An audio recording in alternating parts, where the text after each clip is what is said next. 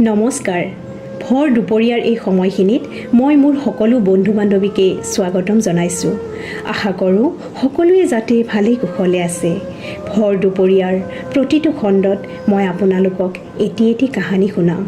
আচলতে এইবোৰ কাহিনী নহয়, আমাৰ সমাজত থকা কিছুমান মানুহৰ জীৱন সংগ্ৰাম। বলক তেন্তে আমি কাহিনীটোৰ মাজলৈ যাওঁ। ৩ মাহ পূৰ্বে এটি সম্ভ্ৰান্ত পৰিয়াললৈ বিয়া হৈ অহা এটি বোৱাৰী কেনেকৈ বেশ্যালয় পালেগৈ। এইটো ২০০১ চনত হোৱা এটি সত্য আৰু শিহৰণকাৰী ঘটনা। আজিৰ কাহিনীটো হ'ল কৰ্ণাটকৰ ৰাজধানী বাংগালোৰৰ সাহিল আৰু তেওঁৰ নৱবিবাহিত পত্নীৰ। সাহিলে মাত্ৰ ৩ মাহ পূৰ্বে নম্ৰতা নামৰ এগৰাকী ছোৱালীৰ লগত বিবাহপাশত আবদ্ধ হৈছিল। সাহিল মাল্টি-নেশ্যনেল কোম্পানীত কাম কৰিছিল। পিতৃ-মাতৃ আৰু পত্নীৰে সৈতে এটি সুন্দৰ পৰিয়াল। কোম্পানীৰ কামত সাহিল মুম্বাইলৈ যাব লগাত পৰিল। ইফালে নৱবিবাহিত পত্নীক এৰি মুম্বাইলৈ যাবলৈ সাহিলৰ অলপো মন নাই। কিন্তু আন একো উপায়ো নাছিল। মুম্বাইলৈ গৈয়ে সাহিলে দেখিলে প্ৰায় ২-৩ মাহ তাত থাকিব লাগিব। গতিকে সাহিলে পত্নীলৈ ফোন কৰি ক'লে, মই মুম্বাইত প্ৰায় ৩ মাহ থাকিব লাগিব। মই ভাবিছোঁ তুমিও ইয়ালৈ আহি যোৱা। মুম্বাইত চাবলগীয়া বহুত আছে। এই কথা শুনি পত্নীৰ মনটো নাচি উঠিল। তাই একেষাৰতে কৈ উঠিলে, মই যাবলৈ ৰেডি। তেতিয়া সাহিলে ক'লে, মই মা-দেউতাৰ পৰা পাৰ্মিশ্যনটো লৈ ট্ৰেইনৰ টিকটটো কাটো। সি মাক-দেউতাকক কথাটো ক'লে। মাক-দেউতাকেও নতুনকৈ বিয়া পাতিছে, কাৰণো ঘূৰা-ফুৰাৰ মন নাই, গতিকে অনুমতি দিলে। কিন্তু কথা হ'ল তাইক থ'বলৈ যাব কোন? তেতিয়া নম্ৰতাই ক'লে যে মই অকলে যাব পাৰিম, যিহেতু ডাইৰেক্ট ট্ৰেইন, চিন্তাৰ কথা নাই। কথামতেই কাম। ২০১১ চনৰ অক্টোবৰৰ ৭ তাৰিখে নম্ৰতাৰ ট্ৰেইনত বহিল মুম্বাইলৈ বুলি। ট্ৰেইনত বহিয়ে তাই গিৰিয়েকলৈ ফোন কৰি ক'লে আৰু তাৰ পাছত শাহু-শহুৰকো কথাটো জনালে আৰু চিন্তা কৰি নাথাকিবলৈ ক'লে। নম্ৰতাৰ মুখত এক হাঁহি বিৰিঙি আছিল, কাৰণ তাই প্ৰিয়তমৰ ওচৰলৈ যাব। লগতে মুম্বাইৰ দৰে চহৰ তাই টিভিয়ে চিনেমাইহে দেখিছে। সেই সপোন নগৰী মুম্বাই তাই নিজ চকুৰে চাব। তাই ট্ৰেইনত বহাৰ পৰাই ইজন-সিজন আত্মীয়ৰ লগত ফোনত কথা পতাত লাগি গ'ল। তাইৰ ছিটটোৰ সন্মুখত ২জন পুৰুষৰ ছিট আছিল। ট্ৰেইনৰ জাৰ্ণি যিহেতু ৩-৪ দিনৰ বাবে হয়, গতিকে আশে-পাশে থকা মানুহৰ লগত অলপ-চলপ কথা-বতৰা বা মিলা-মিছা কৰা হয়। সেইটো সকলোৰে ক্ষেত্ৰতে হয়। নম্ৰতাৰ লগতো মানুহ দুজনে লাহে লাহে কথা-বতৰা পাতিবলৈ আৰম্ভ কৰিলে। নম্ৰতায়ো সিহঁতৰ কথাত হা-না কৰিবলৈ ধৰিলে। যিহেতু ২-৩ দিনৰ ৰাস্তা, কেনেকৈনো কাৰো লগত কথা-বতৰা নপতাকৈ থাকিব। খোৱা-বোৱাৰ সময়তো সিহঁতে তাইক খোৱা বস্তু আগবঢ়াই দিয়ে। তাই কিন্তু প্ৰায়ে খাবলৈ মন নাই বা নাখাওঁ বুলিয়ে কয়। ট্ৰেইনত উঠাৰ দ্বিতীয় দিনা নম্ৰতা আৰু সেই মানুহ দুজনে কথা-বতৰা পাতি আছে। নম্ৰতাই ক'ত যাব বা কিয় যাব এইবোৰ কথাক লৈ সিহঁতে আলোচনা কৰি আছে।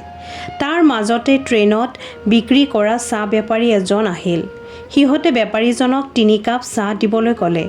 নম্ৰতাই ক'লে যে আপোনালোকে খাওক, মোৰ খাবলৈ মন নাই। কিন্তু সিহঁতে জোৰ কৰি ক'লে যে একো নহয়, চাহ খোৱাৰ সময়ো হৈছে, গতিকে তিনিও মিলি খাওঁ। বহুত জোৰ কৰাৰ বাবে তাইও খাবলৈ বাধ্য হ'ল। তাই যে সেই চাহ কাপ খালে, তাৰ পিছত তাই একো ক'ব নোৱাৰা হৈ পৰিল। তাই অচেতন হৈ গ'ল। গিৰিয়েকে ষ্টেচনত তাইৰ বাবে ৰৈ আছিল। ট্ৰেইন আহি ষ্টেচন পাৰ হৈ গ'ল। নে তাইৰ ট্ৰেইনৰ পৰা নামিল, নে গিৰিয়েকে তাইৰ ছিটত গৈ তাইক পালে। সাহিলে ফোনৰ ওপৰত ফোন কৰি আছে। তাইৰ মোবাইল আগদিনা সন্ধিয়াৰ পৰাই ছুইচ অফ। নম্ৰতা ক'ত গ'ল, কি হ'ল, সাহিলে একো ধৰিবই পৰা নাই। সিফালে নম্ৰতাই চকু মেলি দেখিলে তাই ট্ৰেইনত নাই, এটা কোঠাৰ ভিতৰতহে আছে। আৰু ট্ৰেইনত লগ পোৱা মানুহ দুজনো লগত আছে। সিহঁতে এগৰাকী মহিলাৰ লগত নম্ৰতাৰ দৰদাম খেলি আছে। মহিলাগৰাকীৰ পৰা ৪৫,০০০ টকা লৈ সিহঁতে নম্ৰতাক তাত থৈ তাৰ পৰা ওলাই গ'ল। মহিলাগৰাকীয়ে নম্ৰতাক ক'লে, তোক টকাৰে কিনিলোঁ, এতিয়া মই যি কওঁ মোৰ কথা মতে চলিব লাগিব। নম্ৰতাই আৰু বুজিবলৈ বাকী নাছিল। তাই যে দেহ ব্যৱসায়ী চক্ৰৰ হাতত পৰিছে। তাই চিঞৰি চিঞৰি কান্দিব ধৰিলে। সাহিলে পুলিচৰ ওচৰ চাপিল, পত্নী হেৰুওৱা বুলি। পুলিচে তাক আশ্বাস দিলে সোনকালে বিচাৰি উলিয়াব বুলি। প্ৰায় 1 সপ্তাহ পাৰ হৈ গ'ল। নম্ৰতাক এজন গ্ৰাহকৰ আগত উলিয়ালে আৰু ক'লে, এইজনী নতুনকৈ আহিছে। গোটেই ৰাতিটোৰ বাবে ল'লে পইচা অলপ বেছি হ'ব। গ্ৰাহকজনেও নম্ৰতাক পচন্দ কৰিলে। দুয়োকো এটা ৰুমত সোমাই দিলে।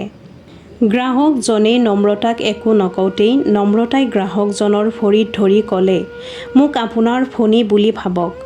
মোৰ বিয়া হ'বৰ মাত্ৰ 3 মাহ হৈছে। মই মোৰ স্বামীক লগ কৰিবলৈ মুম্বাইলৈ আহিছিলোঁ। তাৰ পিছত এই দুষ্ট চক্ৰটোৰ হাতত পৰিলোঁ। মই এই নৰকত এদিনো থাকিব নিবিচাৰোঁ। আজি যদি আপুনি মোক সহায় নকৰে, মই হয়তো চিৰদিনৰ বাবে ইয়াতে থাকিব লাগিব। মোক এইখিনি উপকাৰ কৰক দাদা। তাইৰ কান্দোন দেখি গ্ৰাহকজনৰ মনত তাইলৈ পুত উপজিল। সি তাৰ ফোনটো তাইক দি ক'লে, তোমাৰ মানুহজনক তুমি ফোন কৰা। তাই তৎক্ষণাত গিৰিয়েকলৈ ফোন কৰিলে। চাহিলৰ মাতটো শুনাৰ লগে লগে তাই কান্দোনত ভাঙি পৰিল। তাই গিৰিয়েকক থুলমূলকৈ কথাখিনি ক'লে। চাহিলে তাই ক'ত আছে সুধিলে। তাই ক'লে, মই একো নাজানো, মই ক'ত আছোঁ। তেতিয়া গ্ৰাহকজনে তাৰে সম্পূৰ্ণ এড্ৰেছটো চাহিলক দিলে। চাহিলে ভাবিলে, যদি পুলিচক এই খবৰটো জনাওঁ, হয়তো কিবাকৈ এই কথা দুষ্ট চক্ৰটোৱে গম পায়। তেনেহ'লে সেই দুষ্ট চক্ৰটোৰ লগতে মোৰ পত্নীকো মই কোনো দিনে ঘূৰাই নাপাম। গতিকে চাহিলে নিজে গ্ৰাহক হৈ তালৈ গ'ল। তাত নতুনকৈ অহা জনীক লাগে বুলি কৈ দুয়ো কোঠাত সোমাল। পত্নীক এনেকুৱা এখন নৰকত দেখি চাহিলে কান্দি উঠিল আৰু নম্ৰতাক সাবটি ধৰি ক'লে, তুমি চিন্তা নকৰিবা, মই সকলো ব্যৱস্থা কৰিছোঁ তোমাক নিবৰ বাবে। চাহিলে তাৰ পৰাই মুম্বাই পুলিচক ফোন কৰি মাতিলে। পুলিচেও অলপো দেৰি নকৰি সেই ঠাই পালেগৈ। দেহ ব্যৱসায়ী চক্ৰটোৰ লগত জড়িত সকলোকে এৰেষ্ট কৰিলে। নম্ৰতাৰ লগতে নম্ৰতাৰ দৰে ইহঁতৰ বলি হোৱা বহুতো মহিলা ছোৱালীক তাৰ পৰাই উদ্ধাৰ কৰিলে। গোটেই পৃথিৱীতে এনেকুৱা দেহ ব্যৱসায় আৰু ইয়াত মহিলা ছোৱালী কিশোৰী যোগান ধৰা এজেণ্টবোৰ অলিয়ে গলিয়ে ঘূৰি ফুৰে আৰু সুবিধা পালেই অপহৰণ কৰি নি সেই নৰকত সুমুৱাই দিয়ে। নম্ৰতাৰ দৰে ভাগ্যৱান হয়তো প্ৰত্যেক ছোৱালী বোৱাৰী নহয়, যাৰ ফলত সেই নৰকৰ যন্ত্ৰণা ভুগিবলগীয়াত পৰে। যৌৱন থকালৈ সিহঁতক ব্যৱহাৰ কৰে আৰু তাৰ পাছত সিহঁতৰ আলাই আথানিৰ সীমা নোহোৱা হৈ পৰে। নাই ঘৰ বাৰী, নাই আপোন মানুহ।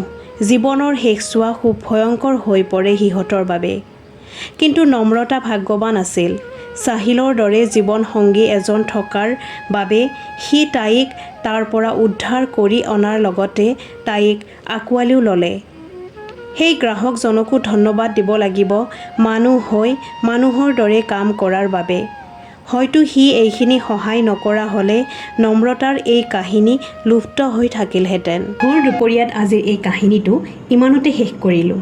আশা কৰোঁ আপোনালোকে শুনি ভাল পাইছে আৰু যদি ভাল পাইছে মোৰ চেনেলটো ছাবস্ক্ৰাইব কৰি দিব, লগতে লাইক আৰু কমেণ্টটো কৰিব, যাতে আমাৰ সমাজত ঘটি থকা এনেবোৰ সঁচা ঘটনাক কাহিনী ৰূপত মই আপোনালোকক শুনাব পাৰোঁ। ধন্যবাদ।